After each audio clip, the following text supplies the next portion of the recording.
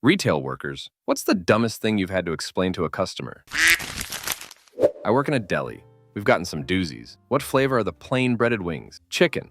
From my wife. My personal favorite that happened to me went as such. Customer. Hi, I'd like some sliced chicken lunch meat. What you got? Me. We carry oven-roasted buffalo and garlic and herb. Customer. You're not understanding me, boy. I want sliced chicken lunch meat. Now what you got? Me. Oven-roasted buffalo or garlic and herb. Customer. You're still not getting me, son. I want sliced chicken lunch meat. Now tell me what you have, damn it. Me. Oven-roasted chicken lunch meat, buffalo chicken lunch meat, garlic and herb chicken lunch meat. Customer. Oh, give me some bologna. Still don't know how I didn't get in trouble for sassing that ducker. Story 3. I didn't make your drink wrong, Amy. You ordered a large hot drink and immediately after paying the barista, put out a small cold drink and yelled, Jennifer! Then Amy, you picked it up and took a sip before realizing it was not your large hot drink. Shift lead sent me on break before I had a chance to fully explode. Story 4. A chicken is an animal. Therefore, it's not vegetarian. Worked in a vitamin store in college and was explaining to someone that vitamin D is extracted from lanolin in sheep's wool. So it depended on if you were vegan or not. And they hit me with fish, and birds are not animals. The specific thing she said, what about a chicken? It's not an animal, it's a fowl. My assistant manager told her something like, oh, well, remember the 20 questions game? Is it animal, mineral, or vegetable? A chicken isn't a mineral or vegetable. They left in a huff and made huge complaints about us. Me in particular, because I couldn't believe how stupid they were. And I have no poker face. I'm not cut out for retail. Story 5. I spent 20 plus minutes arguing with a middle-aged woman trying to return a XL stack of men's underwear against policy once opened. I explained that if her husband had a 32-inch waist like me, she needed to buy him medium-sized underwear. She eventually and angrily shouted, look, he's got a huge junk, and he needs XL pants for it, but these keep falling down when he wears them? She would not accept my explanation that the tag size related to his waist, not his junk. She raged out of the shop, leaving the stack of pants behind story 6. Phone call when I worked in a hardware store. Good morning, how can I help you? Hi there, I'd like to refill my prescription. Oh, I'm sorry, I think you have the wrong number. This is a hardware store. 5-second pause, so you won't. Help me refill my prescription? What sort of prescription? My birth control pill. Okay, well, we're a hardware store, so we don't have birth control or any other medication. You're not being very helpful at all. And then she hung up. Story 7. Back in the day, I worked at Safeway, and a woman walked up to my meat counter and started asking me where a specific sale item was, like $1 a pound chicken or something. I tell her that's not sale we have. And she starts screaming, you people always do this. You bait and you switch. You advertise one thing and then refuse to honor the price. Every single time I come here, and I'm sick of it. She then shoves the store ad in my face and aggressively points at the $1 a pound chicken on sale. Ma'am, this is Safeway. That's a Kroger ad. She looks at it and says, oh, oops, and walks out as I stand there, just freaking baffled at what just happened. Also working meat department every Thanksgiving morning, I would have to explain to at least 5 people that you cannot thaw and cook a 20-pound turkey by this evening. Story 8. I used to run a feed store in an affluent area. We sold baby chicks, which were only females, for egg laying. This guy comes in and is adamant about needing a rooster for more egg production. That's not the case. I explained how the reproductive egg-laying process was. He just wasn't getting it. I was at my point, and plus, the fact I couldn't order just one rooster. I could only order roosters in a batch of 50. I had to put it extremely bluntly to him, and I asked him, Sir, does your wife need you around every month to get her period? His jaw drops and says, oh, how foolish could I be? Another customer asking, where's the mother chicken? Me, they don't need the mother hen. Her, how can they survive without their mother? You buy chicken breast at the store. She needs to breastfeed. Me, that's not how it works. Story 9, that watermelons don't grow on trees. And this was back in the days before these personal-sized seedless watermelons, back when they were like 20 walbs. A woman was complaining that all of the watermelons were flat on one side and kind of yellow. I told her that was the side that was on the ground. She looked angry and surprised and asked, what do you mean that on the ground? Like I was admitting to some secret that we leave the producing sitting on the ground out back or something. Story 10. As a cashier when someone is paying cash, hey, if you can give me a penny or a nickel, I can give you a whole paper dollar back as change. If your total was $19 or $10 and you gave me a $20, give me $20 or $10 and I can give you a dollar bill for change rather than you carrying pesky spare change around. This was back in the late 90s or early 00s. I know this confused people back then. It would totally explode someone's brain now. Story 11. This is sort of the opposite of what you were asking, but I once and tried to buy some model rocket engines from a big box retailer. The cashier was prompted to ask if I was 15 years old. I answered that I was, in fact, 27 years old. The cashier said, "I'm sorry, I can't sell these to you unless you are 15. I asked to speak to a supervisor and we got things straightened out. Story 12. I actually have one for this. Worked in customer service car parking for a few years, had to explain to a lady why she was charged for an hour and a half instead of letting her out for free under the half an hour free rate when her vehicle had been in the car park, parked for an hour and a half. Her reasoning?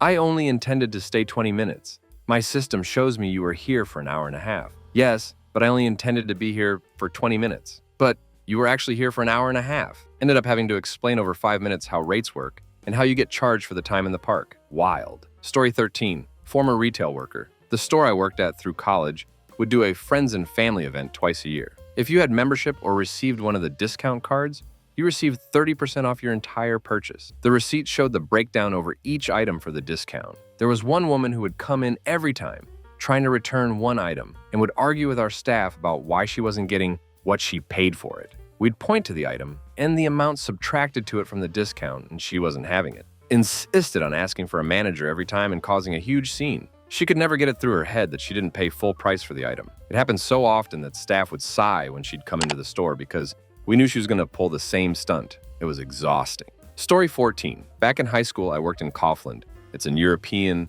German, I think, but this happened in Slovakia. Chain of stores, think kind of like Walmart or Target. I worked at the butcher's there, mostly at ham salami, but every once in a while, I'd have to help at the meat or cheese. This was that time a coworker had to leave early, so I worked at the cheese department that day. Important info. The day before, there was a segment in the news about how Slovak cheese isn't being made from milk from Slovak cows anymore, and Slovak cheese factories get milk from cheaper countries. Anyway, I was working at cheese, everything was fine, but I had that news thing at the back of my head, kind of like, there's no way someone will ask about it, right? And then it happened. 2 old-ish people, boomer-aged, probably came, and the lady pointed at a cheese and asked where the milk for the cheese is for. And I say we don't get that information, but the cheese itself was delivered from the Netherlands. And both of them go on this tirade about how nothing is being made in Slovakia anymore, and European Union is ruining everything, and everything was better during Soviet times. And I'm just staring at them like, are you serious? Because the cheese they were complaining about was Leerdammer. Leerdammer, the Dutch cheese. Leerdammer, the Dutch cheese from the Netherlands, which is probably why it was delivered from the Netherlands. I swear to God, I was explaining to them why a Dutch cheese has no reason to be made from Slovak milk for like 20 mutes. They even called my manager, and he was explaining it too. Both of us completely baffled. Story 15. Had an older, though not senior citizen man who was 100% certain that we're stealing money from his bank account because it kept showing $100 charges to the ATM at our location. After a series of questions, he stated he sends his son in to pick up his prescriptions and gives him his debit to pay, pointing out to him, from his own bank statement, that the $100 charges matched the dates of the prescription pickups made him only more emphatic that someone from the store was using his card to steal his money. Even pointing out that his bank statement specified the $100 as coming from an ATM did nothing to sway his mind. He stood at the front door staring at us for 20 minutes before finally leaving. Sorry, dude. Your kid's awful, and you're an idiot. I can't fix either of those. Story 16. During COVID, some high stolen items were locked up, and for some reason, the sales floor manager gave me, the pharmacy technician, lead keys to said merchandise. A customer refused to let me touch the merchandise because of germs, even though I was the one who stocked it less than 5 minutes earlier. When I explained that I touched everything in that case already, she yelled at me for being gross and walked off without the product. I went back to the pharmacy and continued with my life without the product being stolen. Story 17. I worked at Lowe's Home Improvement for a long while. I have a few stories. One, my favorite is this older man was looking at the fluorescent light bulbs for a really long time. I was starting to get worried about him. I asked if he was okay, and he looked at me with a befuddled expression. I want to buy these light bulbs because they have the brightness I need, but it says here on the front daylight, and I would be mostly using these at night. Do you have any like this that can be used at night? Daylight is just the brightness and tone of the light being emitted. 2. This adorable older couple came in while I was working in appliances to purchase a slow cooker. They had saved up to make this $30 buy, and they were really excited about it. I was telling them about all the wonderful things I have made in mine and how easy it is to use. They made their purchase and came back about an hour later. Them, it doesn't work right. Me, did it not heat up? It can take a while to get up to temp if you have it really full. Them, I put the chicken in, turned it on, and when we ate it 20 minutes later, it clearly wasn't cooked. My wife says she isn't feeling well now. 3. A husband and wife came in to buy some molding and lumber, and I was their cashier. The husband was screaming at the wife and blaming her for things that clearly weren't her fault. Just a truly horrible man. She looked completely embarrassed and defeated. I felt so bad for her, it was awful. They came up to the register and he yelled at her for forgetting an item. He screamed at her to stay at the register because she was too stupid and would probably get lost. I mean, he went off on her like crazy. She was standing next to me holding the car keys, almost crying. I looked at her and said, I personally wouldn't wait for a ducker like that. She gave me a short chuckle and spun on her heel and walked out, got in the car, and peeled out. I think of her often and hope she got the hell out that night. Story 18, working at a big box hardware store in the outside lumber yard. Guy buys an entire pallet of patio pavers and says he's gonna go pay and he'll be back with his truck and asks, can I load up the entire pallet with my forklift so we don't have to stack them all? Sure, we do this regularly and especially onto trailers. My guy then pulls around in an old ragged S10 and no trailer. I adamantly refuse to load them and tell him he's going to have to make a few trips because this is far heavier than his truck can haul safely. He continues to argue with me and asks for the store manager. Store manager comes and tells him the exact same thing I did. Finally, customer states he will sign a waiver of liability in case any damage occurs to his truck because he just knows my truck can handle this. Store manager disappears for a bit and shows up with a waiver that I'm 99 sure he just typed up on the spot because I had never seen one before in years of working this job. Customer signs it and I get to it. As I'm lowering the pallet and more weight is put on the truck, I can clearly see that I was right and keep trying to convince the customer, but he continues to insist. So I carry on. I finish lowering the pallet and now all the weight is on the truck and I can clearly see his rear axle is bowing from the weight and point that out to him. Of course, he's got it. He then pulls off and exits the lumberyard. Not 30 seconds later, I get a call from the guard shack. That truck's axle just snapped. I find the store manager and excitedly tell him we were right. Store manager just smiles. Customer rages into the store and up to the customer service desk where my manager and I eagerly await. He gets loud and is screaming and pissed because we destroyed his truck. Manager just smiles at him, holds up the signed waiver, and explains to him that he took all responsibility for his decision when he signed that line. It was a poetic moment. Story 19. Back when checks were popular and older, lady mistakenly wrote her check to Walmart when she was actually shopping in Kmart. Instead of making the correction, she wanted to argue that she was shopping in a Walmart and that Kmart had gone out of business many years ago. Story 20. If you enter your PIN in wrong 5 times for an EBT card, it will lock up and you'll have to call the number on the back to get it unlocked. This isn't something the cashier does or the store. It's the card's way of protecting itself, I guess. The amount of people who would scream at me, insult my intelligence, swear at me, and call me names, all because they locked their card up, was insane. And there wasn't anything I could do but void the order or let them pay with another form of payment. Sometimes I warned them after 2 or 3 tries, but that seemed to make them angrier when it happened. Duck the public, man. People are so rude and hateful nowadays. Story 21. When I briefly worked at Walmart, I worked in the back. I was on the floor walking through from completing a task when a woman stopped me and asked where tension rods were. Walmart policy at the time was you had to take the customer to what they were looking for. You weren't just allowed to say aisle 3 or point, you had to actually guide them right to it. So I told the woman where they are and told her I would walk her to them. We arrived at the aisle and I pointed to the display and let her know those were all the tension rods we have and if she is looking for anything else. She said no, so I left to go back to my duties. 5-10 minutes later, I was called to the floor. A section manager was with the woman who looked super pissed off and she was yelling at the guy. When I show, she screams, "That's the man right there." I have no idea what is going on. Even though no one was actually talking to me and this absolute Karen was screaming at both of us, I managed to figure out what she wanted. Wasn't tension rods, even though that is what she asked for directly. And when I brought her to the tension rods, she said she didn't need me anymore. According to her, I dragged her around the entire store for fun just to abandon her in a random aisle and disappear. I still have no idea what she was actually looking for. After the lady left, my boss came around and was asking the section manager what was going on because they were reprimanding me pretty bad. We all went in the back and watched the video, and you clearly see the woman stop me, ask a question. I guide her a few aisles over, wait with her a minute, and we obviously agree. And I am dismissed. No sound, but the body language and interaction was pretty obvious. The woman then proceeds to look at a few tension rods, gets really pissed off, and actually knocks over an entire display of them before storming off and finding the section manager. That was when I decided I would no longer work customer-facing jobs, and I haven't since. Story 22. I have not worked retail in a long time, but the few that stick with me. First, I never judge it for being a holes. Because selling electronics, I had more than one call from a customer who bought a new computer and was calling because it would not turn on. And I asked them if it was plugged in, and of course they always say yes at varying levels of why. But I learned the best thing to do was ignore them and tell them to physically pull plug and plug it back in, because then I know they actually checked. And every single ducking time, they either discover, oh, I guess it isn't plugged in, or the especially why ones from the previous question usually just hung up. Oh, and it was a long time ago, as I said. So big screen TVs were those massive rear projection TVs, and it was in the final days of them, so they were fairly cheap. As many times as I sold one to some stupid duck and get out to their car, not truck, not van, but ducking car, I got the point. I just asked what they were driving and shut the sale down immediately and told them they would need something bigger. My favorite was not even a TV.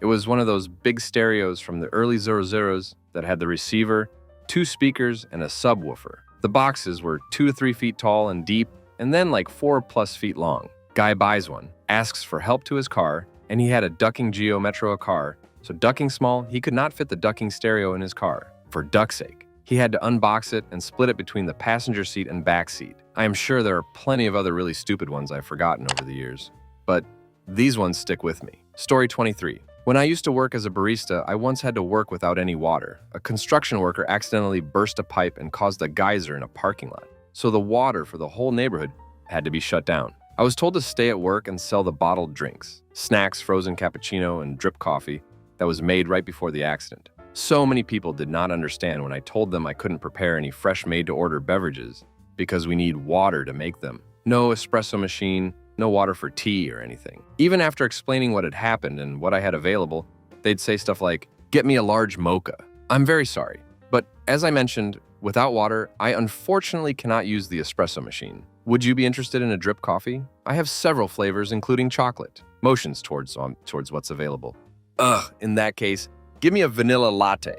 I'm really sorry, but that also requires the espresso machine. I cannot make you one right now. I understand.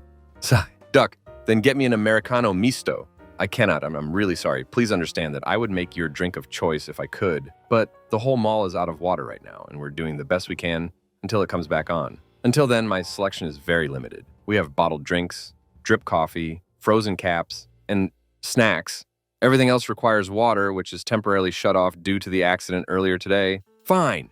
Just give me a medium mocha then. Glares at me, scoffs in disgust, stomps feet, and rolls eyes. Every customer interaction was basically like this for about an hour until the boss felt bad for me and let me go home. Story 24. Back when printers at home were rare, I had a woman come into my store asking for t-shirt transfer paper. I explained to her multiple times how to use them. Print on the paper, then pin to shirt, then iron. 30 minutes later, she came back with the printer and paper wanting a refund because the shirt got stuck in the printer. Story 25. Shelf of milk bone bare, offering a clear view of a completely empty cooler. Are you out of milk? I have no idea how I kept my job that day with all the smart-ass responses I gave. Also, a woman cursed me out on the phone because we didn't have a product. I explained that we have not carried that product in over a year. She exclaimed she has one in her fridge she bought last week and asked if I was calling he a liar. No, mama, but I am the dairy lead, and that product, when we got it, came in with a 3-week shelf life, and we haven't received any for over a year. So if you bought it last week, I would recommend you bring it back for a refund,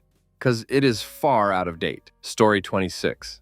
I wasn't in retail, and I wasn't handling the call. This is one of the strangest things I've heard in relation to a customer, though. I was working inbound telephone customer service for life insurance back in the late 90s. One of the things we handled were payments for those policies. We offered quarterly payments. One day, we heard a coworker of mine getting louder and more intense with a customer. It went on for far too long. The customer was adamant that he was not late on payments. I can't remember the exact dates, but let's say the call was being taken in April 97. Payments were past due for at least 6 months, so OC 96 was not paid. Customer insisted that they were calling from April 96, absolutely sure of this fact, accused my coworker of living in the future, and that the company was trying to rip him off. This was back before tablets and smartphones. Not everyone had a personal computer. My coworker was just at a loss for how to convince the caller that the current year was 1997. We all came up with ideas after the call, but in the moment, he was just befuddled, which I can understand. Caller ended up ending the call,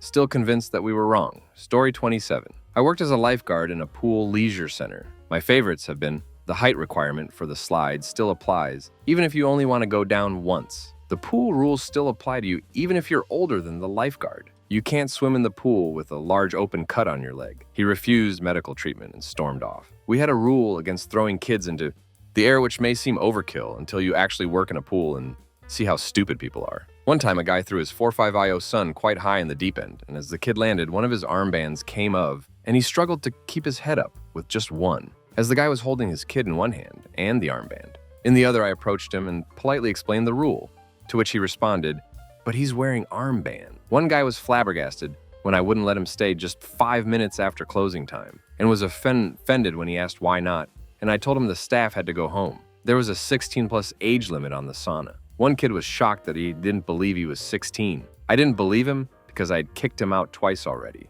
before it occurred to him to tell me he was 16. We hosted swimming lessons daily at a set time, which took over a set portion of the pool. One old lady would come 10 minutes before lessons, same day every week, enter the same lane, and would consistently be shocked when we asked her to move over a few lanes because lessons were starting now. Story 28. Customer. What's the difference between the 17-inch monitor and the 19-inch monitor? Me. 2 inches and $40. Customer. But what's the difference? Me. This one is bigger by 2 inches, measured diagonally, and more expensive by $40. Customer. No, but what's the difference? This went on for several minutes. He left without making a purchase. Story 29. Worked at a tech store. Older woman, 60s, comes in dressed in nice clothing and a beautiful long jacket. Hair and nails were done up. Seemed to have a sort of "I'm better than you" mindset and wanted to flaunt it with her looks. She furious that the iPad she bought 3 months ago at Christmas was worthless and didn't work and demanded a refund. I asked her what was wrong with it, and she said it worked fine for a while.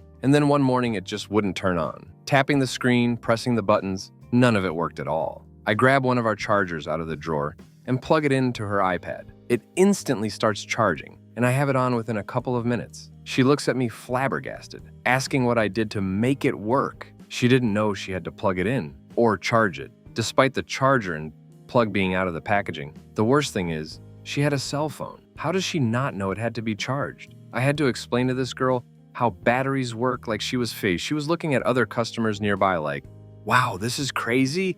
Did you know this?" Meanwhile, the other customers are laughing behind her back with us. I just cannot believe people so ignorant are willing to act like they are so much better than everyone else. Although, I suppose ignorance is exactly why they act that way in the first place. Story 30. I used to work in a high-end liquor store that had a massive wine section, and one day a lady came into the store and asked me where our G wine was. I did not know how to respond. So I asked her some questions like, was she looking for a specific type or brand, like a Chardonnay or a Cabernet, Pinot Grigio, Mad Dog, Ripple? "Ma'am, unless the label says it is made from some other kind of fruit, this is all G wine." But she just kept repeating that she wanted G wine and got so mad at me and frustrated that I just did the motioning across entire aisles, movement, and walked away. She wandered the aisles and finally found what she was after. Mogan David. Mogan David Concord was what she wanted. Story 31. I worked at a grocery store in college. The local warehouse workers went on strike, meaning we were getting no product in and our shelves were getting more and more bare. After getting yelled at by customers for a week for being out of stuff, I finally had it one night.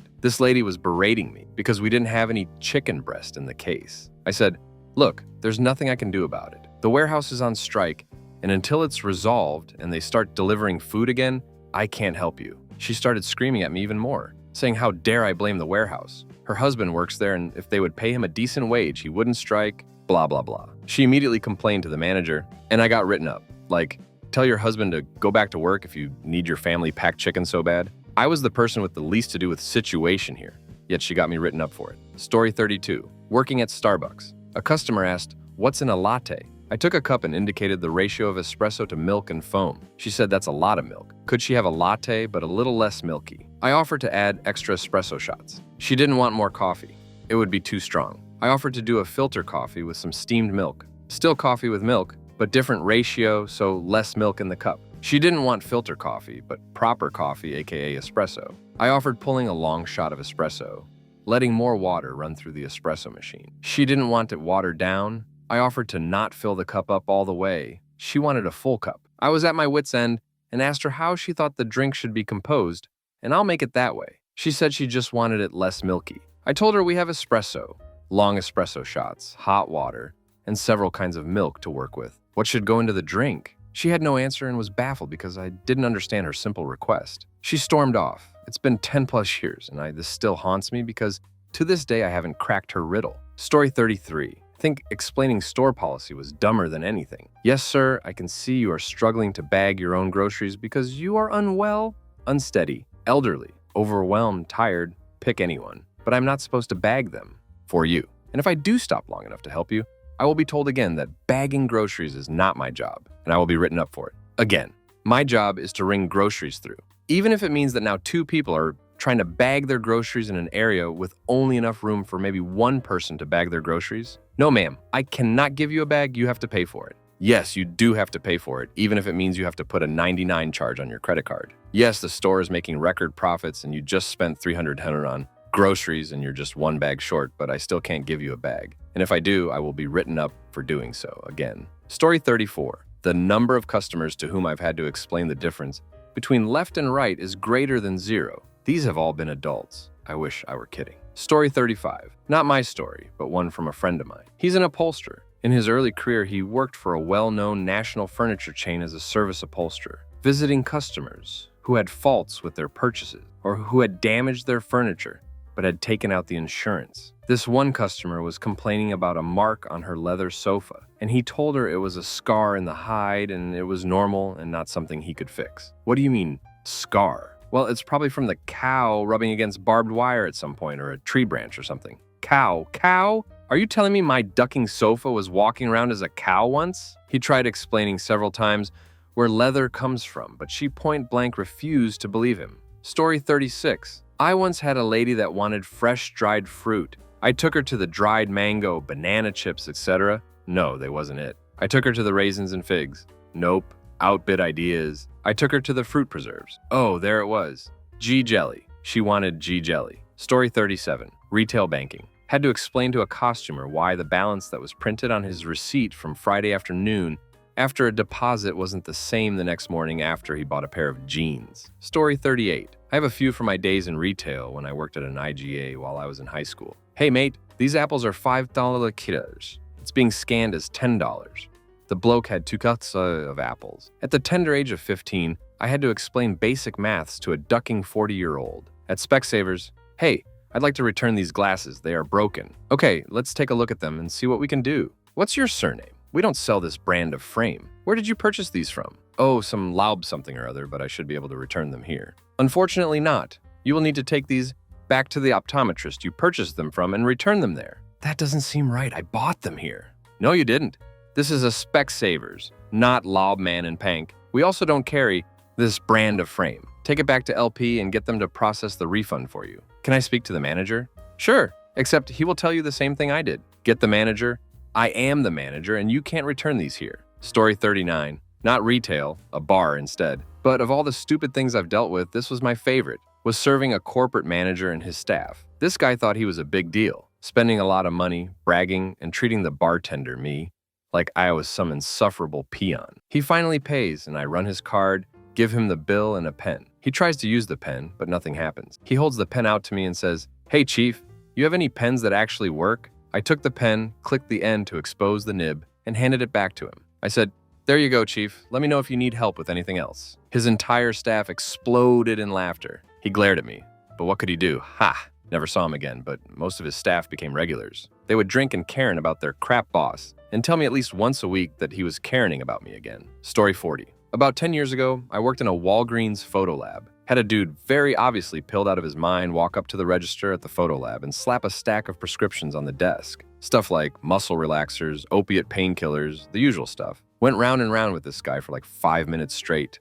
trying to explain that the pharmacy was only several dozen feet away. Dude seemed like he'd have been pretty aggressive had he not been nodding off mid-sentence. He kept talking crap and calling me a git with drool trailing from his lip. "Just duck and fill my scripts, you git." About a year later, I started working in the pharmacy itself, at the same location. I had a pair of tweakers come in with a prescription that was literally just a scrap of notebook paper with about a half dozen different controlled substances written in black ducking crayon. The pharmacist who was on shift was a major troll too. She kept telling them, "I tried filling it and the computer simply won't let me. Have you tried calling your doctor?" Story 41. Not retail, but general tech support. Turning the monitor on and off doesn't actually turn the whole PC on and off. The amount of times I've gotten a call about a computer not working and all that was wrong was that it wasn't turned on is staggering. I guess this would make more sense these days, but this was over a decade ago, and desktop computers were everywhere. Story 42. Mobile phone sales, back in the analog days. I was writing up a customer when man entered my store. He was carrying a large Ziploc bag half filled with what looked like muddy water, and immersed in the muddy water was a Motorola flip phone. I thought, going on here? When I finally got to him, he asked if I could repair his phone. Sorry, mate. Your phone is drowned. How long has it been in the water? 3 days, but my friend said that if I leave it in the water, it can be repaired. Sorry, mate. Your friend stitched you up. If you had immediately removed it, taken the battery off and dried it out, you might have saved it. It would have to be taken out of the water to repair anyway, but after being submerged for 3 days, it's well and truly gone. Sorry. Poor guy was heartbroken. A mix of sadness, anger, and despair. I think he was ready to throttle his idiot friend. I'll never forget that sad image of a phone swimming in a bag of water. Story 43. Hi, welcome to Taco Bell customer. I want a large cheeseburger with extra cheese. Me. Sir, we don't not serve that here. Me in uniform that says Taco Bell, as well as the whole restaurant having tacos on the menu. Customer. What kind of place is this? Are you telling me you do not serve burgers? Looks at me like I'm dumb. Me. We have tacos. Maybe I can help you find something on the menu. Customer. Looks at menu for a couple of minutes. I want a cheeseburger. Me. Sir, we don't serve that here. Customer. What kind of burger place doesn't serve burgers? Yeah.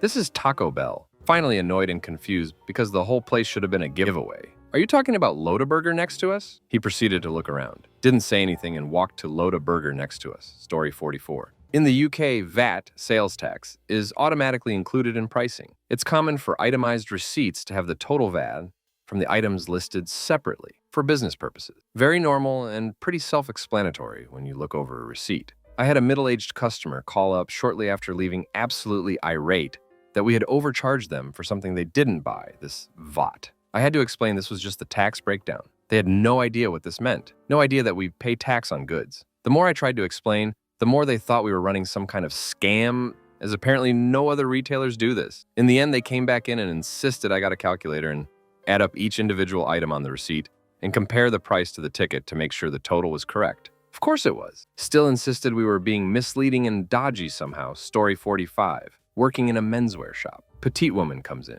W. Do you have clothes for short people? Me. We have a small selection of short rise slacks, but most of our clothing is meant to be tailored. Gesture to rack of suits. We can order any of these in the size you want, but I'm a woman. Me. I see that. But we don't sell clothes in women's sizes. We sell suits for men. Shai, I need clothes for work. Someone told me I could get office clothes here. Me. At this store or in this mall, we can tailor a suit to fit you, but it will be expensive. Shai.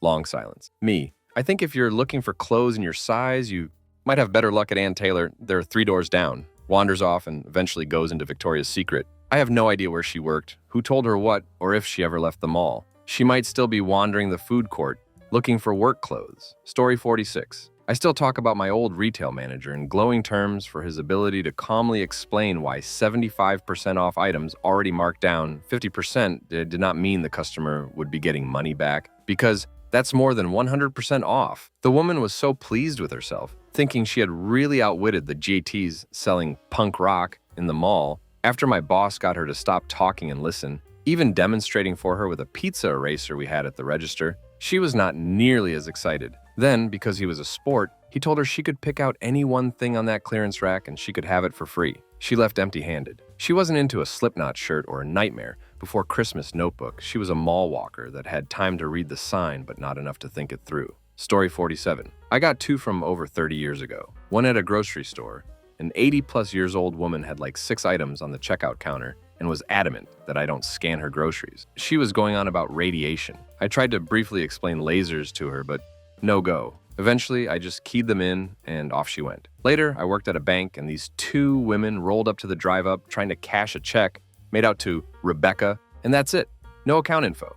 And they were just going on and on about how that's her whole name and everyone in the branch knows her and stuff like that. Meanwhile, there's a line growing behind them. I gave up and got my manager. She asked them to come into the branch to work it out, and I think they just drove off. Pretty sure looking back, that was a scam attempt. Story 48. The dumbest? Had a customer come into a Walgreens with a bunch of Walmart products and try to return them. Not only did I have to explain that, no, we don't accept Walmart's returns. These products were products we didn't sell, And even if we did, they were open, clearly used, and missing parts. Like, she tried to return a pack of Pokemon cards, but the cards were missing. She wanted to return an empty foil wrapper for full price. But the dumbest, well, we had an employee who was a bit autistic. I don't know what her issue was. I respected her privacy and never asked. Anyways, she was a good employee. Everyone liked her. But this one guy came up and insisted I fire her because she's acting weird and probably on substances. She might go crazy. You should get rid of her. I was a CSA, a cashier. Even if I didn't like her and wanted her gone, I have absolutely no power. Heck, if anything, she outranked me. Yeah, let me fire my own superior. Story 49. I used to work in a fish market and we were having a huge sale on Christmas. Everything was marked down and we were selling Maine lobster for something like $15 per pound when they were normal in the $20 to $24 range. One guy came in and picked the biggest lobster we had in the tank, which was about 14 pounds, and was easily the biggest lobster we'd ever had in the store. When we ring him up for over $200, he has an absolute crap fit in the crowded store that the sign says lobsters are $15. We explain the math to him, but he isn't having it and keeps screaming about false advertising and threatening to call the police, to which the owner kept telling him to go ahead. He kept ranting and raving for about 15 minutes and demanding his lobster until the police did show up and removed him. Story 50. Not exactly retail, but sent to install AV stuff after purchase. A customer complained with furrowed brow, "You guys lied to me. You said the system was wireless." It is. The main unit and sub is here, and the speakers are around the room, connected with Bluetooth. Then what's that? Smugly. The power cord? That's a wire. That's technology that doesn't exist yet. By wireless, it means you don't have to connect the speakers, but it still needs steady power. She was so close to sending us back and returning it, but we somehow got her to understand that every other brand would be exactly like that. That's not even mentioning the amount of times we were called out on a service call just to change the input for $65. And by change the input, I mean press the input button on the controller to switch between perfectly working inputs. Story 51. I worked in a bank and a customer came in with her bank card asking to withdraw the $2.30 that was in her account. She tapped her card and our system brought up her account. Her account was $2.30, overdrawn. Me. Oh, so it appears your account's actually $2.30, overdrawn. Her. Okay, yeah, I just want the $2.30 that's in there out. Me. Oh, no, I'm sorry, it's in debit. So it's overdrawn and it's actually a negative balance. Her. It says there's $2.30 in there on my ATM statement here, so I just want to get that out. Me. Oh no, it says minus $2.30, as in negative. Like, okay, you don't have $2.30 sitting there to take. You actually took $2.30 too much out at some point, and so I cannot get any money out for you because it's not only not there, but you actually technically owe it to the bank. Her. Still not understanding. Listen, I just need the $2.30 out. I don't understand why you're making it so difficult. Story 52. The amount of times I had to explain that any euros can be spent the same in any country that accepts euros, and there aren't separate or specific notes for France, Germany, Greece, Spain, Austria, etc., etc. It's scary. Story 53, 2002. I'm 16 and in my first job working the balloon counter at Party City. A woman thought we charged too much for helium and said, "I'll just do it at home." And my customer. Service voice, I said, "Oh, do you have one of our small party tanks?" She looked me in the face and said, "No, I'll just blow it up with my mouth and put a string on it. The string makes it float." I did a double blink thinking I must have heard her wrong. No, this grown woman thought that tying a string to a balloon would make it float. I had to explain chemistry to a grown woman, and I almost failed chemistry. My teacher gave me a sympathy D because he could see that I tried. Story 54. I had a gentleman who wanted to return a wireless router. He stated it never worked and wanted a replacement. Done. 2 days later, and he's back to return the second router. Again, he says it never worked, so I decided I'd help him troubleshoot it. As soon as I get the box open, I notice none of the cables have even been touched. I asked if he was using an existing power supply. This was the exchange. Him. No, why would I? Me. Well, it has to have power. How did you hook it up? Him. I didn't. It's supposed to be wireless. Me. After a few minutes of explaining, he caught on and got really red in the face. He apologized profusely and went home with his router. Story 55. Usually when someone asks me where a staple product is, I make very clear eye contact with the big nearby aisle sign and say sign says aisle number. And they usually are like, thanks, and never even try to think about what just happened. I've had to show people using price scanners that they have to scan the barcode, like when you're checking out. You can't just scan any random piece of the product and have it magically know what it is. Also, I work for Coca-Cola as a vendor these days. I used to work for a store. And people still come up to me in my bright red shirt with my bright red logo and my fully decked out uniform that couldn't be for anything else, and still ask if I work for the store. Yes, I know stores barely have employees and you probably just want someone to help you, but damn it, just say that. Story 56. Licensed pest tech here. Not technically retail, but I occasionally have customers who request we not use certain types of products or put pesticides in certain areas. For example,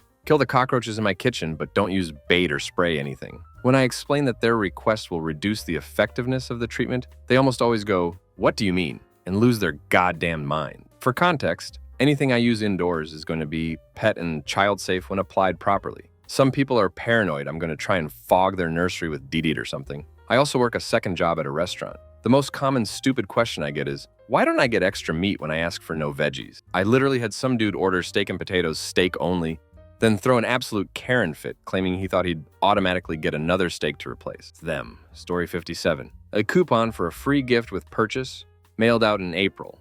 Said, now May 15th. Customer came in June looking for his free gift and was pissed we didn't have it anymore. He kept saying, but it says now. Story 58. Customer sales associate from an ATT retailer. Almost 10 plus times a day, we would get customers requesting Apple ID support regarding passwords, storage, and other account issues. We are an authorized retailer for these phones, but in no way can we go into Apple security things like actual Apple support. We would assist them and direct them to calling Apple customer support, but none of them were ever happy to do so. One particular customer forgot their password, and I proceeded to assist him with contacting Apple support. He argued with me and claimed that we were supposed to be able to do it for them, as well as being absolutely sure that the customer support representative for Apple was in the back room. So he ended up being escorted out by security after trying to force his way into the locked back room where we keep our phones. Some people. Story 59. I took a phone call and answered all the questions that she scrolled by on our Google profile. She said, I will call back later and see if you're busy.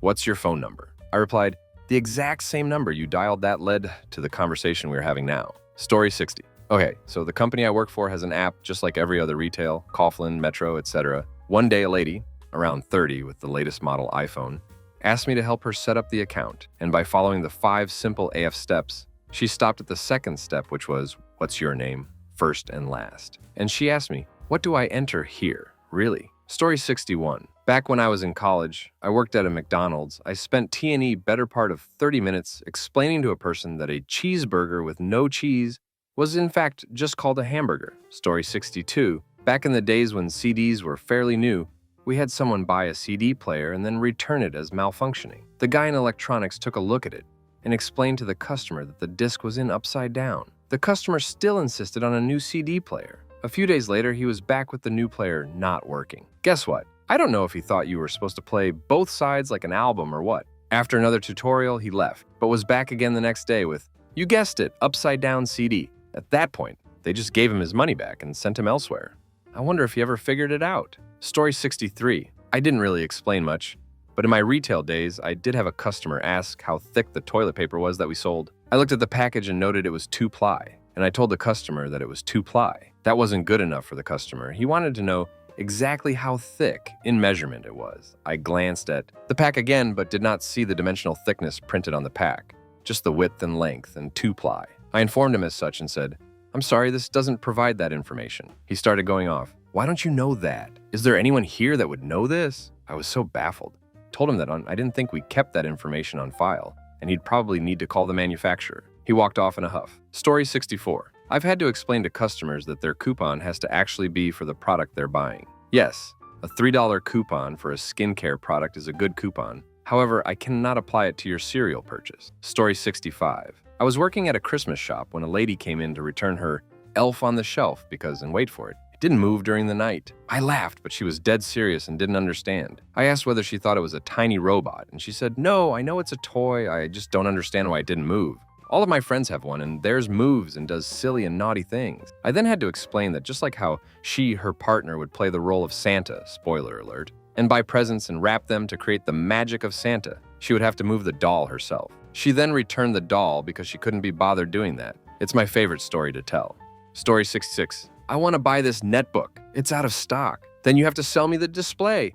Ma'am, the display is an empty plastic shell with a sticker showing you what the screen would look like. See where someone tried to peel it off here? I've also had to explain to a customer that big popular movie that was just released the day before is not out on DVD yet and won't be for a while. And then there was the guy who was trying to return an original, fat Nintendo DS. He swore up and down that he had bought it at our store a month before. I had to explain to him that this was impossible because the original DS was discontinued in 2009, 2 years before, but more importantly, because we were still in our grand opening weekend. Story 67. Majority of off-brand items are made by the large brand. Same product, different label. This one time, a lady argued with me about the milk prices being too high name brand. I told her I don't control the prices, but I can tell you the store brand is the same milk, same manufacturer, same cows, everything is the same, except throw a different label on it and charge less. She stuck to her knowledge and paid more for that better name brand milk. Can't fix stupid. Story 68. Former retail worker. My state tax is sugary drinks, but not juice. Some guy got angry about the 6-cent tax on his 9-cent jug of orange drink. I had to explain that water with sugar and orange flavoring wasn't orange juice to a grown man. Story 69. I was in a shop that just did amazing toasted sandwiches, and 2 guys asked for a cheese toastie without the bread. The poor girl behind the counter explained over and over what a toastie was, but these 2 guys insisted. Hope they enjoyed their pile of melted cheese. Story 70. Worked at Subway. They wanted a sandwich, chips, and a drink. It was a $6 meal deal at the time. It was rang up as such. Lady came back and said she didn't order a meal, just chips, a drink, and a sandwich, and wanted refunded the difference. I kindly said, that's what a meal is. She insisted she didn't want a meal, just the chips, a drink, and the sandwich. I tried to explain I could ring them up in separate transactions, but because those items make up a meal, the computer automatically gives them the meal deal, and it's actually cheaper than paying for each item separately. She submitted a complaint saying we ripped her off by charging for a meal when all she got was a sandwich, chips, and a drink. Story 71. Back when Walmart ad matched, a woman tried to price match a coffee that was cheaper at Walmart, 5.98, to Walgreens, 6.99. I told her it would be more expensive, but she kept insisting she was ad matching. I said I understood what she was doing, but the price at our store was less than the price she was trying to ad match for. She said, do I need to get a manager? You're trying to keep me from ad matching, and I have the ad right here. And she shoved the flyer at me. I was like, is this really happened and did it anyway? Whatever. Story 72. I worked at a Radio Shack back in the day. I used to get a ton of crazy-ass customers. The one I think of often was a guy who brought in a receipt without the products and expected a refund. Customer, I want my money back for this stuff. Me, okay, sir. Do you have the items with you? Customer, no, I left them at home. Me, I'm sorry, sir, but I can't give you the refund without receiving the items back. Customer, so I have to go all the way back to my house? Me, unfortunately, yes. He got pissed, snatched the receipt, and stormed out of the store. Story 73. Someone wanted a discount because the early spring perennial flowering shrubs wouldn't flower all summer long. Not that they wouldn't live, that they would not flower. Like nature was a customer service issue. Story 74. Worked at a telecoms provider. Conversation went like this. Customer, I need a refund from the excess broadband I have been charged for using. Me, of course. Was this done without your permission? Customer, no. My son used it, so I will not pay for it. Me, I suppose we could ask if he will pay it. Customer, he is 7 years old. Then I explained that due to his age, she was liable, and there was no way the company would let her off with the quite substantial bill the son had accumulated. She talked to my manager, his manager, and the head of the site for about 3 hours. There were like 4 of us just listening to one call, her repeating the same thing over and over. Story 75. I ordered and was invoiced for a cookbook by Rachel Ray. Instead, I was sent this cocktail book by her husband. Oh, I'm so sorry, let me look into this, and I'll call you back right away. I had to email her back because I didn't think I could tell her in person without crying from laughter. My email read, hello, customer name. I don't know how to tell you this. Please flip over the book. The cocktail book was a small ad onto the back of the Rachel Ray book. She had the grace to email me back. Well, I guess I'm wearing the dunce cap today. She was a librarian. Story 76. So many. I managed the wine and spirits department in a California grocery store for 14 years. Customer, my wife and I had a wine at dinner last night that was really good. It had a white label. Do you carry it? Me, gazing at a row of at least 300 wines with white labels. 2. Customer, I want a dry marsala. Me, sure, here are my dry marsalas. Customer, is it sweet? Me, no, dry means it's not sweet. Customer, I want the dry marsala that's sweet. 3. Customer walks in the wide open door at 6 a.m. There is a checker at the register, ringing up a customer, a bagger putting items in a bag, and employees bustling around. Customer, are you open? Story 77. I have heard a lot, but giving you one. Lady comes into Best Buy, this was at least 10 years ago, looking for a router, one without Wi-Fi because she's allergic to the Wi-Fi. Explain, you can turn off the Wi-Fi of any of the routers. Oh no, that doesn't work. She can feel it. Long story short, she stood there for almost 30 minutes saying, if she comes within 10 feet of a Wi-Fi, even for a second, she will pass out. Now, mind you, there are at least 3 to 4 Wi-Fi networks whipping around the store at any given time, and that cell's phone she had against her head most of the time transmits a Wi-Fi searching signal at all times. Story 78. I'm selling tires. Dude slams an ad on the counter and says, I want this tire and this price. I look at it.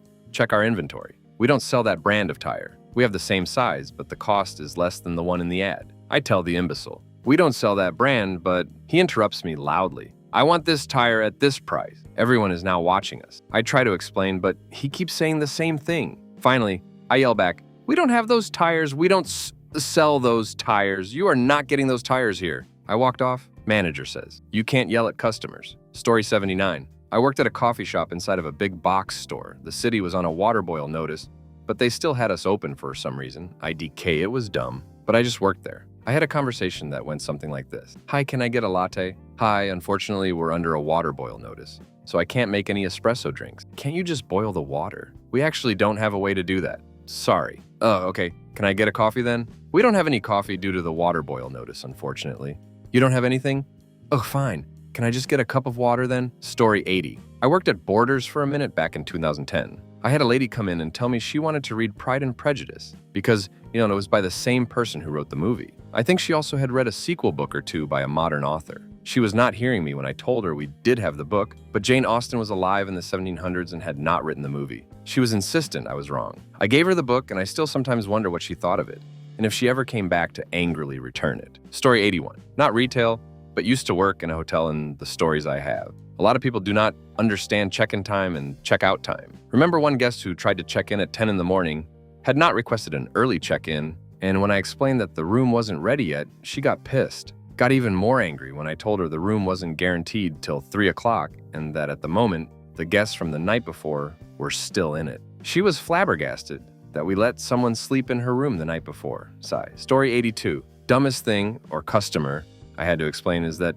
there's no such thing as low-calorie, honey. It's ducking local for crying out loud. Fuck. Story 83. In my early retail days, I had a customer throw a tantrum because he purchased an item that was 3 for $1, and the first item rang up on his receipt for 34 cents, while the other 2 items rang up for 33 cents. He was furious about that penny difference. I tried to explain that you couldn't evenly divide one town into 3, and the penny had to come from somewhere. I tried to give him the penny back. He wasn't having any of it. Finally, he tuckered himself out or got frustrated and just left the whole thing on my counter and went home. True story, story 84. Working returns at a large box store, Gnome Repo or something. Guy comes in to return a reversible screen door because it was a left-hand swing and he needed a right-hand swing. I came out from behind the counter, took it out of his hands, turned it around, and handed it back to him. Other customers were amused. Took a call one time from a lady looking for a tarp. She had seen on the website that we had 10 x 20s tarps, but she needed one that was 20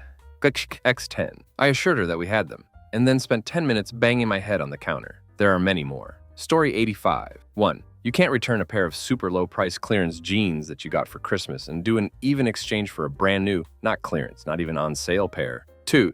Just because we have employees in the store at 5 a.m. does not mean the store is open. We opened at 9 a.m. 3. That I'm not going to take down the sign advertising that khakis are on sale because the jeans on a completely different table are not. Oh, and that's not false advertising. 4. That the door clearly labeled emergency exit is not the door to the bathroom, hence the alarm going off. Story 86. 3 times 4 is 12. Ice cream that was usually $4.99 was on sale for 3 for $12. She bought one that rang up for $4. This was wrong, according to her. She didn't quite think we were overcharging her, nor could she articulate how she thought we were undercharging her, but she was completely inconsolable, groaning, no, no's, the whole shebang. This was a lucid adult woman in her 30s or 40s. Story 87. You can't return this door here. You bought it at Lowe's. This is Home Depot, but I have the receipt.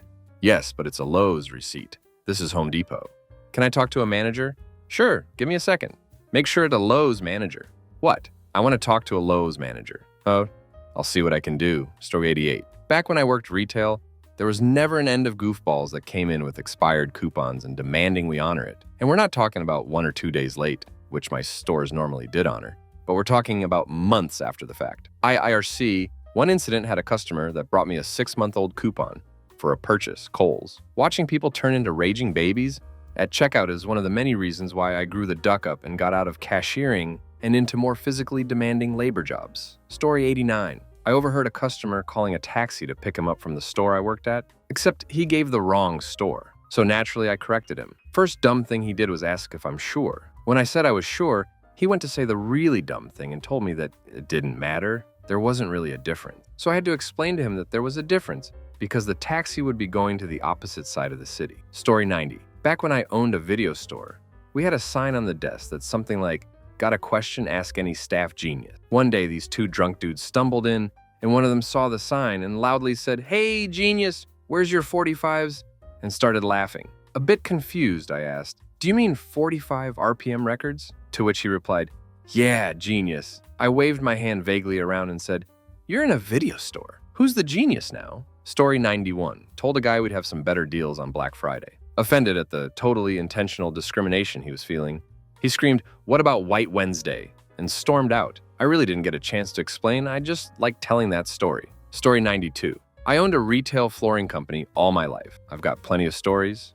One of my faves. There were remnants of different size carpets leaning against the outer walls. One was tagged a 9x12. The lady that was shopping asked, "Will and 9 makes 12 do a 12x9 room?" My reply, "You would have to roll it up different and bring it in through the back door." She just said, "Huh." Story 93. The self-checkout is not trying to charge you for some exotic produce. The word quantity means how many you have. It's just asking how many limes you have, so you can press 1 and then enter. She seemed like a standard-issue adult, but I got a 404 blank stare when trying to explain what quantity was. When the gears finally creaked to life behind her dull eyes, she went on a tirade about the company, making it internationally confusing to steal her money. That was almost 20 years ago, and I still think about it from time to time. Story 94. I had a woman scream at me because we didn't carry counterfeit merchandise. She was mad that the licensed NFL jerseys were so expensive and kept insisting we should just be able to sell her a knockoff. No amount of "that's illegal, ma'am" was sinking in, so finally my boss told her to go find some fly-by-night kiosk at the mall because we couldn't help her. Story 95. I worked at a call center and a lady just could not understand how phone lines worked. Her call disconnected for some reason, and she thought I hung up on her because phone lines never disconnect calls. Like, "Ma'am, I don't care enough to get in trouble for hanging up on you." Took like 12 minutes for her to tell me what she ducking wanted because she just wouldn't let it go. She insisted that I disconnected the call. She just wanted her balance on the account. Enjoy your $2.48, Brenda. You're still a ducking Karen. Story 96. Working at a building supply store. Every person would do this when buying doors because they didn't know if it was a right handle or left, swing in or out. They would listen to an explanation, then have to act out how to open by a pretend handle. If they wanted a door to swing the other way, they would walk to the other side of the pretend door and then say that way. Story 97. Worked in a deli at a grocery store. My favorite was when a woman asked how much a pound of X brand of cheese cost. It was $3.99 per pound. She said, "So, like $4 for a pound?" I agreed. With a straight face, she asked, "Okay, well, how much would a half pound be?" I blinked a couple times, waiting for her brain to kick in, but she needed me to do the math for her. Felt like I was teaching kindergarten. Half of 4 is...